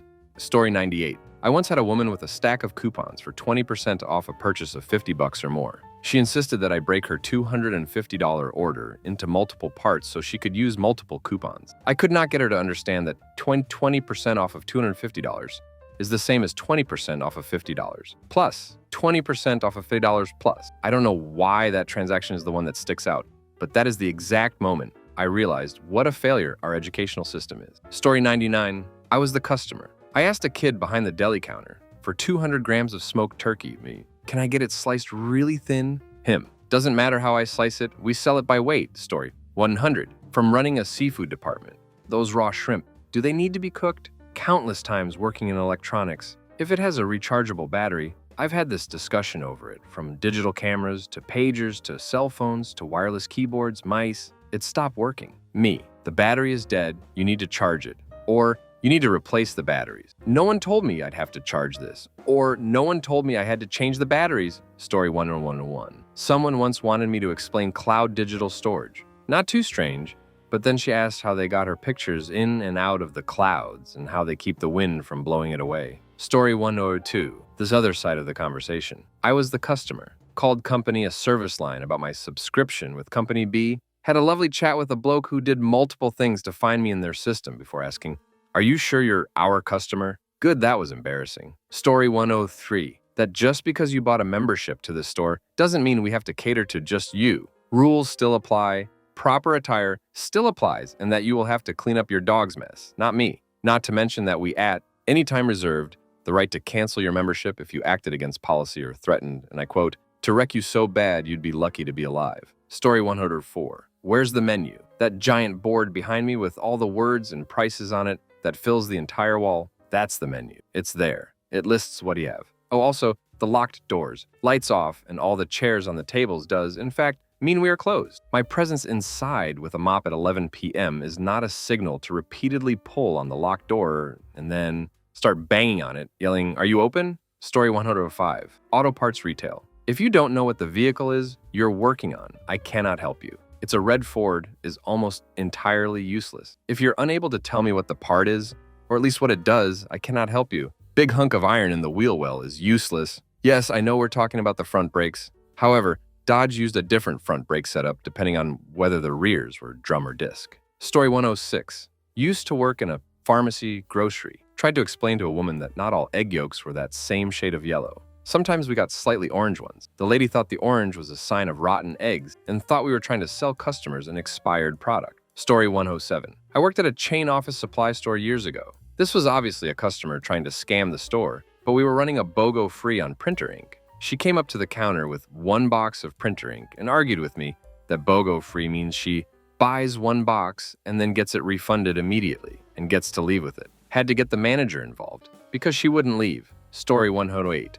I was behind this woman in line. The airport's lost baggage counter is not the place where your lost baggage is waiting for you when you get off the plane. It's where you go to put a flag in the computer that when your bag turns up, they know what to do with it. Mama took 15 minutes to explain that they weren't going to just bring out her lost suitcase. Story 109. I used to teach at Apple stores. One customer comes to mind. She was a retired nun in her early 80s, and I had to explain what the internet. Not because she didn't know, but because she thought it was a natural force created by God, like gravity. And humans only built computers to harness the internet like we did with electricity. Sweet old lady. And she took me destroying her concept of what the internet was really well. Story 110. That the broadband bill you're shouting at me about isn't my problem because this is a computer game shop and the broadband shop is next door. However, having to explain to my computer game shop manager that I didn't sell that old couple a $40 game that wouldn't work on their son's PC because they'd just return it. So selling them a $20 game and getting repeat custom is a better solution was ultimately more annoying. Story 111. You can't return this TV because it has a cracked screen if I can see the boot print. Dude threw a punch at me over the counter in front of his wife and daughter. Story 112. I worked as a mechanic for a while. Tons of people have no clue what car they're driving and don't bother to check before coming in to get it work done. When asked, they just say something like, "the white one," or "show me the key." I'd have to walk outside with them, have them point it out in the lot, and then explain what they drive. Story 113. Him, this voucher code is not working me. It's not one of our codes. Him, well, why isn't it working? Me, it's not our code. It's for a different company. Him, no, it's not. It's yours. Me, it's not ours. It's other company name. Him, this is ridiculous. You should honor it anyway, as I've spent a lot of time calling you. Me, no. Him, you understand my point though, right? Me, no. Story 114. Cashier. Customer argued with me about the price. Walked back to the shelf with her, pointed out the price. Huffy, she insisted, and insert store's name. Customers shouldn't be expected to read. Okay, I'm gonna go over here and sit in a corner quietly while I try to do whatever mental gymnastics you just did to come up with that answer. Story 115. I'm sorry we can't fill that prescription for you at a full year's supply. Because there aren't enough fills on the RX for that, and your insurance won't pay for more than 90 days at a time. Okay, sure. The cash price for full year at twice daily dosing, just so you can know, is $18,654.50. So you'd rather just do 90-day fills under your insurance at $412 then? Sounds good. Story 115. Customer bought a monitor recently. At home, he tried to remove the plastic protection film. but it didn't come off very smoothly. He proceeded to use some kind tool to try and get it removed. After removing about 5 to 10 centimeters, he figured out he was chiseling the LCD instead of removing the protective film. He went full Karen on me when I told him we weren't going to compensate him for his lack of common sense. Story 117. Worked in a Mexican restaurant and put chips and salsa on the table. Customer asked what the things in the basket are. I said they are chips, and she asked what that is. Told the customer how they are made, and she still did not understand what they are. I finally asked if she knew what Doritos are. She said she did, and I told her the chips were Doritos. Story 118. I was technically working security, but it was in a retail store. I had to explain to an elderly man that he could not walk around the store playing music with obscene lyrics and a damn sign. Story 119. I wasn't a retail worker, but the amount of times I had to explain to people that Zoom and Ahance was only on TV and movies was staggering. They'd have a picture and want me to zoom and enhance the pixel far off in the distance because they wanted to see the face of their mom and couldn't understand why I couldn't do it. Story 120. Girl comes in with jeans that didn't fit and has the receipt. Hey, you got this at the Levi's store? I can't return it here. Oh, but you all sell these Levi's jeans. I can't just return them here. Nope. We're a Macy's and your receipt is from the Levi's store. Oh, I didn't know you couldn't do that. More than once.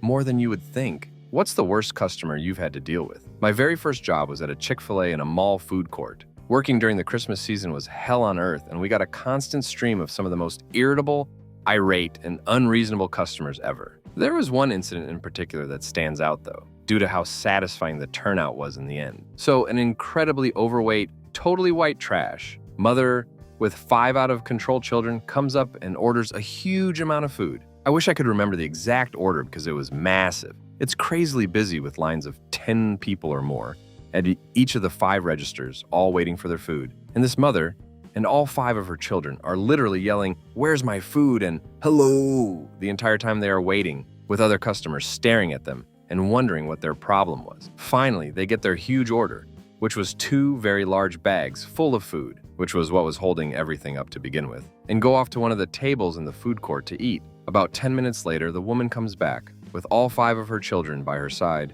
holding her receipt and yelling that she didn't get the food that she ordered. We ask her what she feels she is missing from the order, and she says, "All of it. All you gave me was 3 bags of waffle fries and a package of chicken nuggets that was already chewed." That's right. She said the nuggets were already chewed. She throws a nugget box on the counter at me with what was definitely chewed up chicken nuggets spit back into the container in it. First off, we obviously did not give her already chewed nuggets, and the entire kitchen staff had just madly scrambled to complete everything in her large order, and we handed her 2 huge bags of food with everything in it. She starts making a gigantic scene, yelling that we ripped her off and demanding the food that we already gave her. She starts saying that she is going to call the cops. There are gigantic lines of really angry people waiting behind her at this point, as it's crazy busy. At the point when she is threatening to call the cops, some random guy comes walking up and taps her on the shoulder to try and get her attention. She turns and he says, "Miss, you left your bag of food under the table when you left," and hands her a huge bag of food, the very food she is in the middle of, accusing us of not giving her. At the same time, one of her children yells, "Those chicken nuggets tasted funny. I hate them." To this, she looks at the kid and yells, "Shut up, you little git," and slaps him on the face. So now that her plot has been hilariously foiled, all of us employees are just staring at her,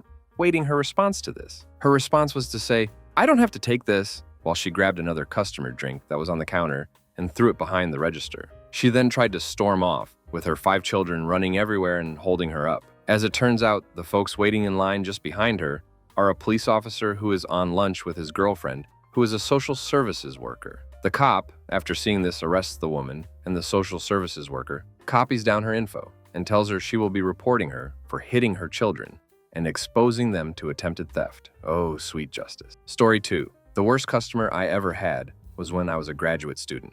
Life of a grad student, doctoral, can be pretty hard at times, especially because I paid for it all myself. As such, I not only worked as a tutor, part-time lecturer, but also had some shifts at KFC. Anyway, there was this one customer who used to be annoying. He'd drive up to the drive-in and would ask to see our boobs, or he'd ask for a BJ. It was downright seedy. Our manager wouldn't do anything about it, because the fat ducker would always get a bucket of chicken. Anyway, one time Romeo comes into the front counter and stands in my queue. He's wearing some sort of muumuu like clothing, grinning at me like some sort of retard. The queue is moving pretty slowly, and he starts yelling about how he's the chosen one and how I'm inhibiting him from his duty to eat fried chicken, and then starts rubbing himself, yes, down there. This actually works out for Romeo because half of the customers leave the store. To tell you the truth, I wanted to leave the store, but I was shell-shocked by the satanic vision in front of me. He comes up to the counter and says, "Ugh, give me 20 pieces of chicken, 4 coleslaws, and I want to see your tits."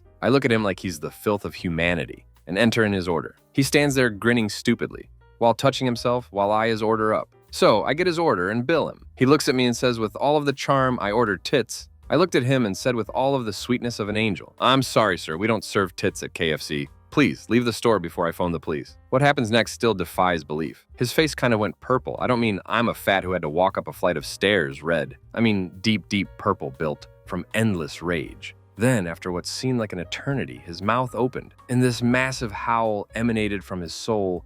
"You damn idiot!" As I took a large step back from the counter, Romeo ripped his moo-moo from his writing body. The purple of his face went right down his neck. He was naked under that moo-moo, and his quivering lard is a sight I pray I will never see again. He charged at the counter and tried to grab me, but missing by a good meter or so. He screamed, "Get over here, you! I'll make you sorry!" And then, suddenly out of nowhere, he gurgled like a murloc that had become a servant of chaos, and what seemed like liters of crap flew out. He fell from the counter into his own filth and started crying. It was at this point I said, "Duck this," and proceeded to flee. An hour or two, I SMS'd my manager telling him that I quit. They gave me 4 weeks severance. Story 3. A while ago, I worked at the Walt Disney World Resort in the Fast Pass department at Epcot. Fast Pass is sort of a ride reservation system that's free for all guests to use. You put your park ticket in a turnstile at the attraction you'd like to ride, and it spits out a ticket with a time stamped on it for you to come and ride. If you come back after your time, we put you in a separate queue and you get on the ride right away, usually in less than 5 minutes. The Fast Pass department is also responsible for the accommodation of guests with disabilities, since we're the gatekeepers for the short lines. I'm standing at the Fast Pass entrance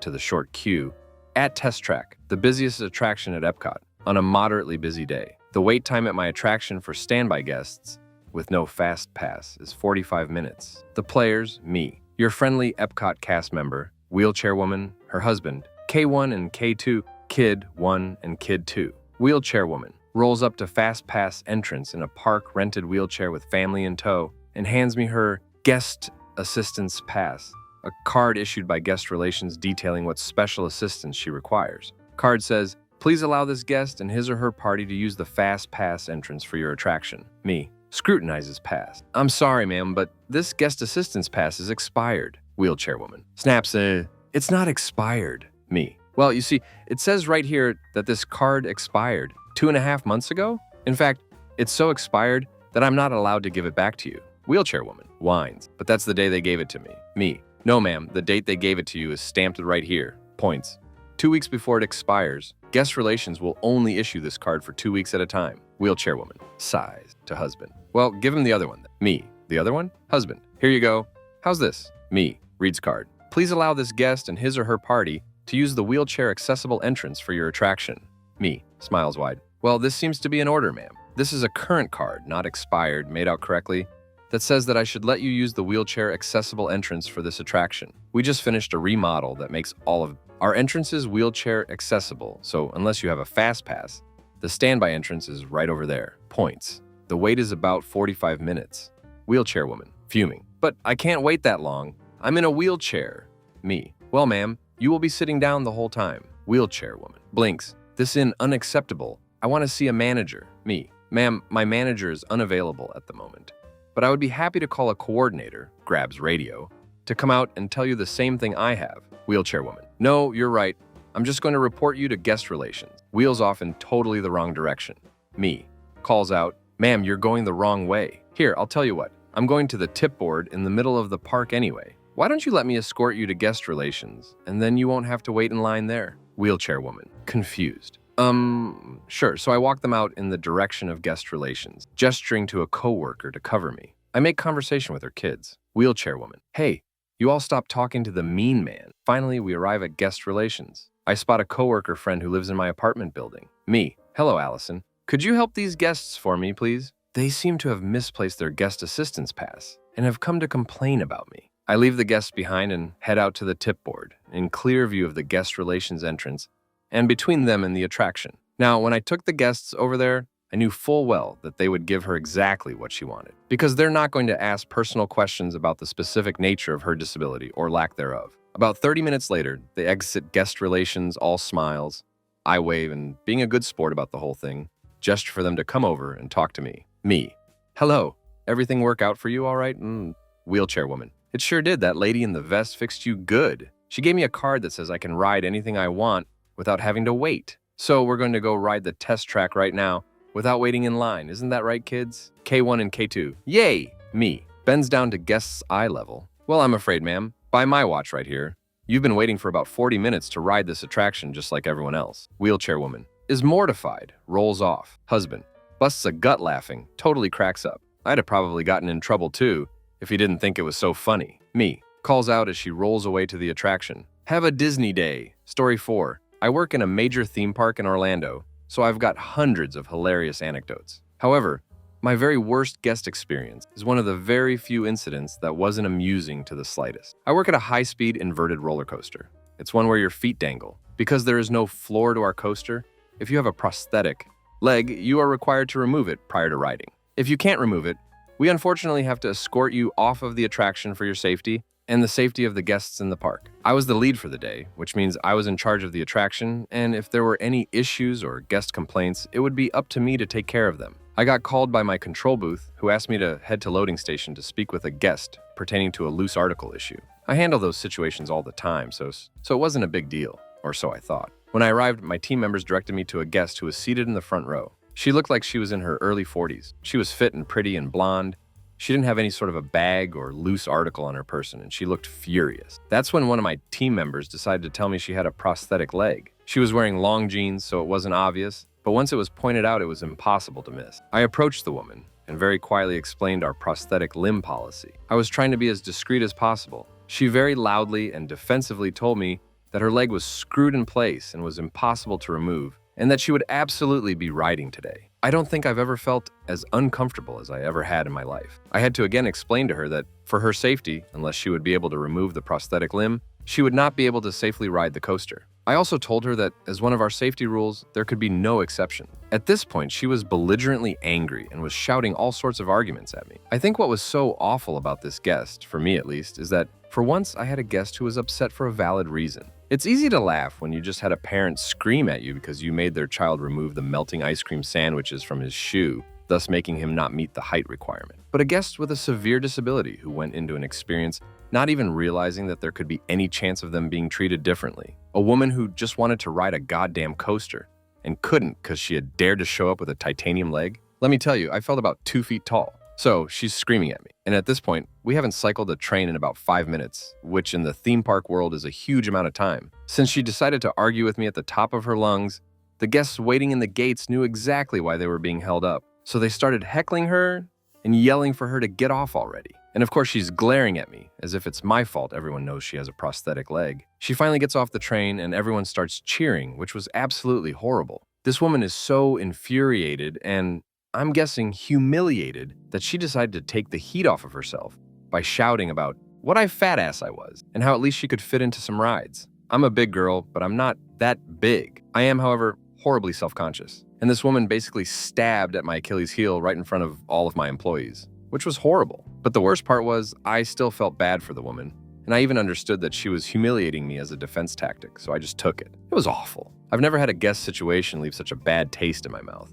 It was horrid. Story 5. About 4 years ago, I was working at a local musical instrument store. I sold pro audio, studio equipment. Most of my business was regular customers who I knew privately, but we all dealt with walk-ins who usually only needed some advice or something little, cables, power supplies, etc. This guy who looks like the git son of Joe Pesci and Danny DeVito walks in one day and asks me to help him set up a small pay so he can sing, play guitar at local bars, churches. This is a fairly common request and an even easier request. I talked with him a bit, gauging his knowledge of gear and experience level with pro audio equipment. After about 20-30 minutes of rapping with him, I decide he's pretty novice, so I set him up with a little portable PA that has 2 inputs, one for a guitar, one for a microphone. About a week later, he comes back to return it, stating that it wasn't what he was looking for. Unfortunately, The return policy at this store was heinous. Most people just rented gear for a gig and returned it within a week, which sucks when you work on commission. I chatted with him for another 20 minutes or so,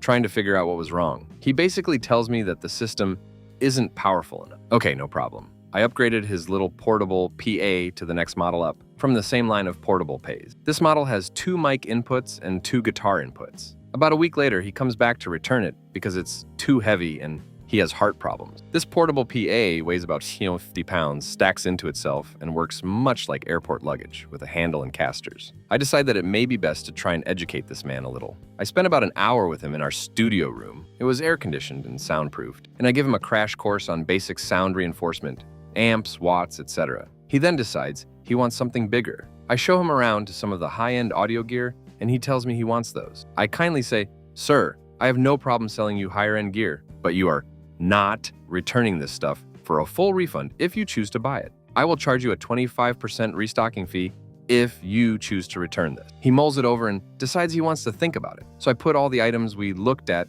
on a sales quote for him. The total for the quote was over $10,000 worth of sound reinforcement. I'm talking 2 600-watt tower speakers, 2 600-watt 18 subwoofers, a 24-channel Mackie mixer, hordes of monster cable, cases, guitars, high-end dynamic and condenser mics. He wanted a Neumann. Lots of sweet crap. I print him out the quote and tell him to call me with any questions and that his store credit from his previous purchases are good for life. About a week later, he calls and tells me that he's no longer happy with his gear and that he wants to return it. I inform him that he's returned all the gear he's purchased from the store and there is nothing he can return. I did some research and this guy has bought and returned every single thing he's ever purchased from the store, even before dealing with me. He then begins to flip out, saying I'm trying to rip him off and I ought to be ashamed of myself because I'm getting him angry and he has a heart condition. I tell him I'll have my sales manager call him back before the end of the day. About 2-3 hours later, the guy shows up with the sales quote I printed him and a lawyer. He begins berating the nice cashier girls that work up front, demanding to see me, like a loan shark looking for his vig. I get the page and go up front ready for battle. After about 20 to 30 minutes of red-faced, bodily fluid-choked yelling about how this store is conspiring to rob him of $10,000 and how he's legally allowed to buy and return things at his leisure and how we're responsible for his medical bills should he have a heart attack, he finally pipes down and the lawyer steps in. The lawyer, being calm, asks me what happened. Without saying anything, I take the sales quote I printed for the man, the receipt he was demanding to return absent merchandise, and I circle the text saying, "This is not a receipt. This is a sales quote," written in text 5x bigger than any other text on the page. The lawyer goes poker face, looks at his client, facepalm, and walks out. We never saw him again. Story 6. In high school, I worked at a car wash. While I was wiping rail dust out of a guy's rims, he swung the door open and hit me square on the top of the head and dropped me like a stone. He then proceeded to berate me for being stupid and slow for not getting the soap film off of his rocker panels that I couldn't see because I was on the other side of the door, and B, trying to regain my senses. I stood up and handed my towels to the floor manager, said, "Ask me when you're done with him," and I walked out the back of the garage. Fast forward 6 years. I am bartending at a local family establishment, and the same hole comes in with his wife. From the first minute, he's caring about stuff. I'm pleasant but brief with them. Eventually, they decide they'd like to eat in the bar and ask for menus. I get them on their menus, and after serving a few more patrons, I walk over with a pad and pen and ask to take their order. Git says, "You're gonna take our order? I thought I'd get one of these hot blonde waitresses." His wife was visibly uncomfortable, so I shot back and said, "Your wife called ahead and asked for a young stud bartender." After their meal, she slid me $5 under her plate while he was careening about the food. About a month later in the same restaurant, he totally unloaded on a waitress for no reason. I was bartending and I kicked him out. He lost his mind, screaming about how he knew the owner his whole life and how I was done working there. I pulled out the owner's business card, handed it to him and said, "Bob gets in at 9 o'clock. That's his number." 11 in the next morning, the owner called me and said, "I heard you kicked out Tyson last night." I said, "Yes, I did," and proceeded to explain the scenario. He paused for a few seconds and said, "You did the right thing. He's in a hole. When you are on that side of my bar, it's your bar and they're your staff. Keep it up." Story 7. I worked at a local pizza restaurant for 2 years and had my fair share of crazy people to deal with. The worst customer I ever had to deal with came in the week before I was leaving for school and was training my replacement. This guy comes into the front counter and orders a large pizza. I tell him it's going to take 20 to 25 minutes, as that is our standard time. He pays and sits down to wait for his pizza. Then about 5 minutes later, he comes up asking probably going to be another 20. He grumbled and asks how much longer it's going to take, as it seems like he has waited ages already. I checked his order and told him it had only been 5 minutes and was tea back down. Then he came up again about 2 minutes later and asked me why it was taking so long. I said it hadn't been long and that this was the normal amount of time for the pizza to be made. He started yelling at me, but finally sat back down. A guy walked in who had placed his order via phone, and I handed him his pizza as he paid. This made the guy who was waiting furious. He walked up to the counter again, now probably being about 10 minutes since he had placed his order, and screamed at me. He was asking how that guy's got pizza got ahead of his and that orders placed after his had to be later in the pizza line. He kept telling me that I'd set this up and made sure his pizza was going to be last. I told him that the customer had placed his order via phone before he had, and even tried to explain that next time, if the Hess in such a hurry, he could do the same. I tried to tell him that there was not some crazy pizza line conspiracy against him, but it usually takes 25 minutes for a large pizza to be made. He finally sat down again, but this time in the seats right next to the counter. I walked to the back and told my manager that this guy was acting strange, so he walked back to the counter with me. Another customer walked in who had also ordered via phone previously to this guy and bought his pizza.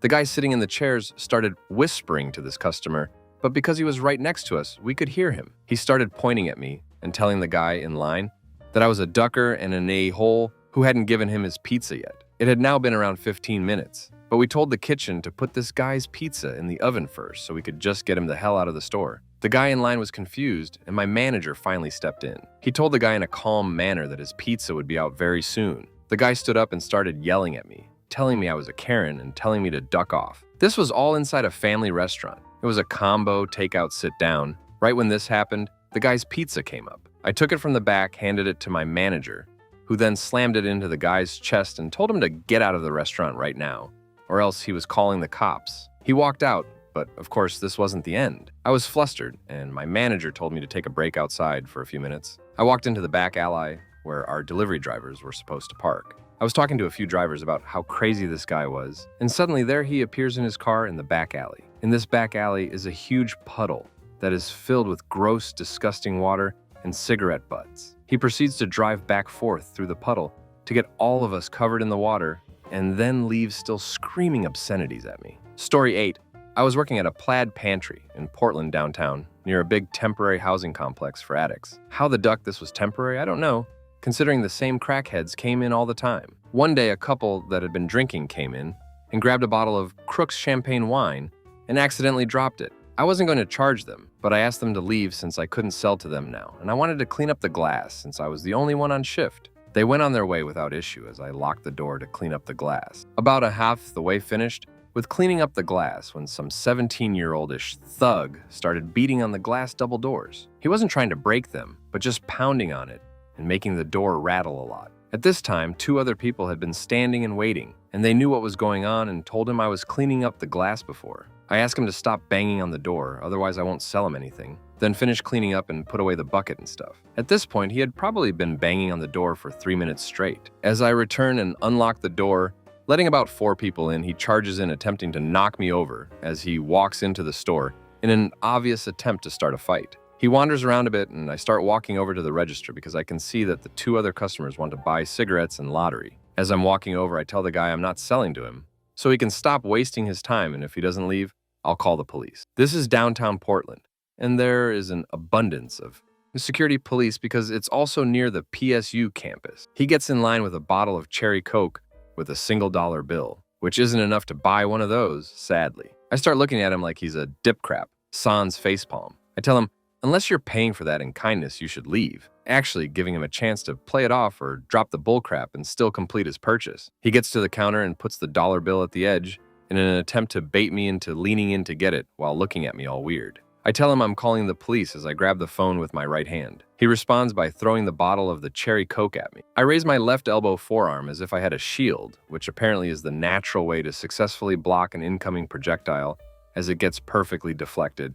Duck you, it was cool. He starts bouncing around, talking some crap. I literally couldn't understand his crap. I snagged his dollar off the counter. And then remember, I had the phone in my hand, and the operator had heard the motions and dispatched a unit to the store. He wasn't doing anything real, just bouncing around. So I scanned for where the coke had went, because I had a laptop open. I was playing Diablo 2 on from some low-signal Wi-Fi network in between customers. I picked the bottle of coke, still intact. He had made his way to the door around this time, scared of the police but still spewing ramblings most of the way. As he was almost out of the door, I told him that I have your $1, held it up. Thanks for the coke, held it up. And the police are on the way, pointed at the direction of sounds. Sirens are common downtown. Story 9. I work in a hotel beer vendor. Actually wrote this on and off during a Saturday night shift, which sits adjacent to two of the biggest dance clubs in the city. So I've got hundreds of these. I deal with the drunks who get enraged when I cut them off. Local law holds me liable if someone gets hurt while overly intoxicated on alcohol that I sold them. The native guys who pull the race card when I turn them away for having no ID,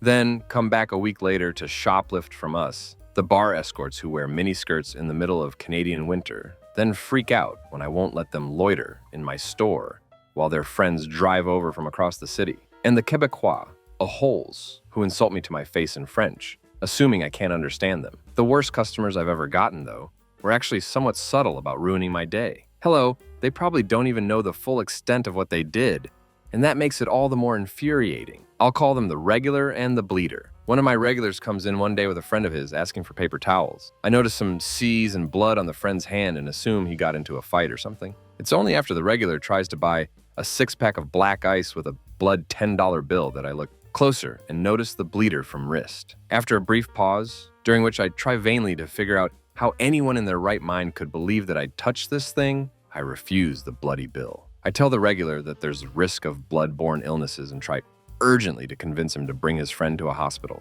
He balks at this and laughs it off like his friend's potentially life-threatening injury is no big deal. I argue with him for about 5 minutes while a line of customers forms, all of whom are clearly freaked out at this other guy who has a slowly expanding puddle of blood around his shoes. I finally convince the regular to leave when I mention that I'll take the damn bill if he goes home and cleans it off. Looking back, it was stupid of me to assume he'd actually go home and come back some other day. Sure enough, 10 minutes later, they're both back with a soggy, now merely blood-stained $10 bill, and more insistent than ever about my accepting it. I tell the regular that I refuse to sell beer to anyone who's accompanying a person with a serious injury. Liability laws, remember? He only gets louder about it, and the bleeder starts waving his sliced arm around, spraying the fresh lineup of frightened customers with his blood. I panic a bit at this and sell them their friggin' beer just to get them out of my store and away from my customers. I figure if the bleeder dies, I'll have security camera evidence and a lineup of people to back me up saying that I tried my best to convince them to leave until things got out of hand. It's only later that I find out these a-holes had gone into the hotel washroom and smeared blood all over the walls, mirrors, and stalls while cleaning off the stupid bill. And I mean, they smeared it everywhere. They had to close the whole area while the poor maintenance guy scrubbed down every square inch with disinfectant. And of course I get blamed for the whole damned incident because I sold them their stupid beer in the end. I end up looking like an idiot who sells alcohol to the mortally injured, and I'm denied my annual raise to top it all off. I'm only glad the police were never brought in. Weeks later, I find out the bleeder survived. How this is possible is beyond me, considering how much blood he lost both in my store and the hotel bathroom, and that he injured himself by punching out a car window because he was angry. Ugh. Story 10. While I worked at the Best Buy camera depot, a Chinese family consisting of a mom, dad, guy, and a girl, GF, or a really close sister, came in looking at my display of point-and-shoot cameras. They had pretty thick Chinese accents, so I assume there are either tourists, new immigrants, or something. I did my job asking the usual questions trying to help them, but sure enough, their only reply was, "We are just looking." Don't know about the rest of the world, but Asians almost always say that. And they continued conversing amongst themselves in Cantonese. Myself am 100% Chinese and speak Cantonese quite well. Plus, being a first-generation Canadian, meaning I was born and raised in CA, I barely have an accent. Though admittedly, sometimes some mighty Chinglish does slip out. Well, on to the juicy part. This is a translation of the conversation between the guy and girl. Chinese guy. What you think of this camera? Chinese girl. You know anything? Why don't you ask the employee? Chinese guy. That git? Duck him, he's just gonna lie to us. Now keep in mind, this is all said literally into face. They were hovering over some cameras only 2 feet from me and staring straight at me when they talked about the employee. They must have thought I didn't understand them or something. I don't exactly know WTF was going on with them. Maybe it's because I didn't have an accent when I spoke to them in English, or they thought I was some other sort of Asian. There is a 3-to-1 Filipino to Chinese population where I live, so it's common. They kept going, too, guy. This one looks cool. I wonder how fast it is. Do you know? Girl, I really don't know. Just ask the employee. Guy, I already said duck that git. He's just gonna lie anyways. I just stood there, shocked, thinking to myself, holy crap, they have no fucking idea. I know. Their conversation almost had a pattern or something, and next bit went something like this. Guy, how many megapixels is this camera? Girl, I really don't know anything about cameras. Ask the employee. At this point, I snapped out of my shock and decided I had enough. The moment of truth arrived and I replied, in perfect Cantonese, that camera has 5 megapixels. It says so right on the card. Their faces went blank and they fell silent. The whole family. They must have been hella embarrassed because they thanked me, only to ran away right after. Story 11. Many years ago, I used to pick up TVs for repair from customers' homes. I arrived at this house and an elderly woman answered the door and showed me in. She turned on her very old TV to show me the problem. I could see that it was a blown tube and likely beyond economic repair, and told her so. She said, "No, you fix it now." I explained that I couldn't do that, and that her best option was to buy a replacement, either new or used. As I was telling her this, a figure appeared from the doorway behind her, moaning and staggering into the room. It was an elderly man in gaping pajamas, with a long strand of thick drool hanging from his lower lip. The woman said, "Ignore him. My husband has Alzheimer's. Fix the TV." I began explaining again that I couldn't do that, but while I was doing so, the woman started just yelling over and over again, "Fix it!" And the husband kept staggering towards me, like a demented zombie, moaning louder and louder, and getting more agitated, with his strand of drool getting longer and longer and swaying below chin level as he kept advancing. I said, "I'm sorry, but I'll have to go back to the shop now," at which the woman screamed, "No!" and ran to the door that led to hallway, slammed it shut, and stood in front of it with her arms outstretched to block my escape. The husband kept advancing with his drool getting longer and his moaning rising in pitch to a kind of wailing as I backed up until I was pinned between them both, all the time he saying to the woman, "I have to leave," and her screaming, "No, fix it." The husband was within a couple of inches of me, and his swinging drool nearly touching my arm, and I was pressed against the woman when I turned and as gently as possible pushed her out of the way, pulled the door open, and ran out of the room and out the front door to my van. As I started the engine up and pulled away, the woman was standing outside her front door screaming obscenities at me, and her husband was staggering about in the front yard, groaning and crying with his drool all down his chest and his junk now visible through the gape in his pajamas. An image forever burned into my brain.